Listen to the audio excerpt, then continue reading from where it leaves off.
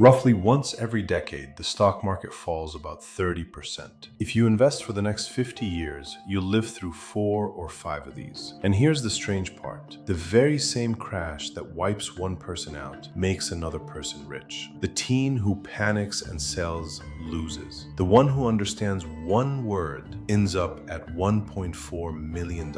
Stick with me. By the end, I'll give you that one word, and once you hear it, a market crash will never scare you the same way again. Because at your age, a crash is not the disaster everyone thinks it is. This is Noble Money, the money skills school skips. I'm Lorenzo Riley, a CFP professional, and I started this nonprofit to teach teens the stuff I wish someone had taught me. Quick reminder, this is education, not financial advice, and any numbers I use are long-run historical averages, not a promise. Let's kill the fear first. When you hear the market dropped 30%, your brain hears, I just lost 30%. But you only actually lose if you sell. If you're not selling, if you're buying a little every month for the next 50 years, a crash means just one thing. Everything you're buying just went on sale. Think about it. If the sneakers you wanted went 30% off, you wouldn't panic and run out of the store. You'd buy more. Stocks are the only thing on earth people sell because the price dropped. A crash isn't your money disappearing. For a buyer your age, it's the biggest sale of the decade. Remember Maya? She's been quietly putting $25 a month into a broad market fund inside that custodial Roth from the last video. Then it happens. The market drops 30%. On paper, her account is way down, and her friends are freaking out, telling her to sell before it gets worse. Maya does the opposite. She doesn't touch a thing. Her $25 keeps going in automatically, except now that same $25 buys more shares because everything's cheaper. She didn't try to guess the bottom. She just kept buying through it. And historically, the broad market has always eventually recovered. So every cheap share she grabbed on sale climbed right back up with it. Now picture the exact opposite person. Maya's grandfather, 65, living through the very same crash, same drop, same 30%. But he needs that money in a few years to live on. So when it falls, he can't wait it out. He has to sell into the drop, and he locks in the loss. Same investment, same crash. One of them rides it back up toward 1.4 million. The other takes a hit he can't recover from.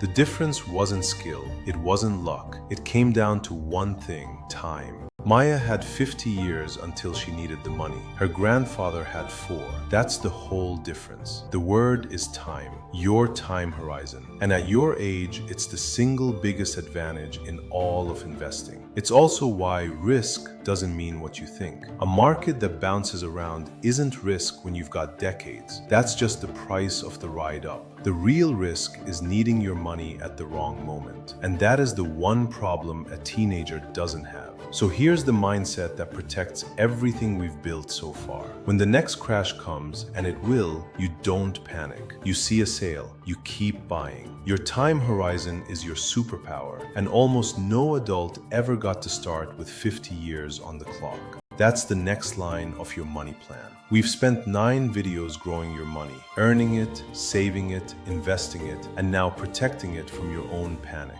But here's the twist the wealthiest families know. The one skill that protects all of it is the one most people treat as an afterthought: giving. Why giving is actually a money skill, not just a nice thing to do, that's the next video. Go watch it. I'll meet you there.